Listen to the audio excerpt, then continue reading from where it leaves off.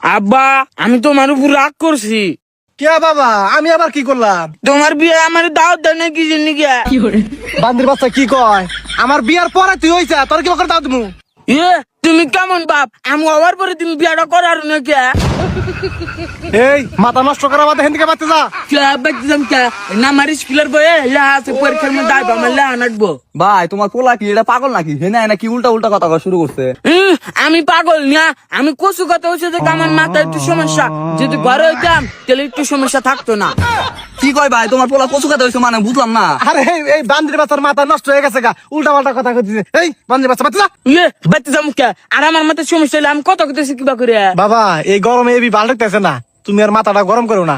বাচ্চা যাও গা, তোমার বাচ্চা যা বিটা কিনে দিবি। হ্যাঁ কে আমি বিটা খাম কে? আমি কেন ছোট আছি? আমি বড় হয়ে গেছি, আমি বিয়া খাম, তুমি আবার বিয়া করো।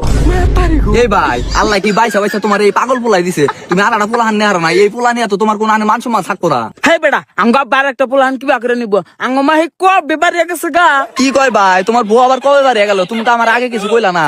আর ভাই তুমি এই বউ সারা একলা নাকি একা থাকো? বুঝাই বেটা এটাও জানে না। আঙ্গ আব্বা প্রতিদিন হ্যান্ডেল মারে।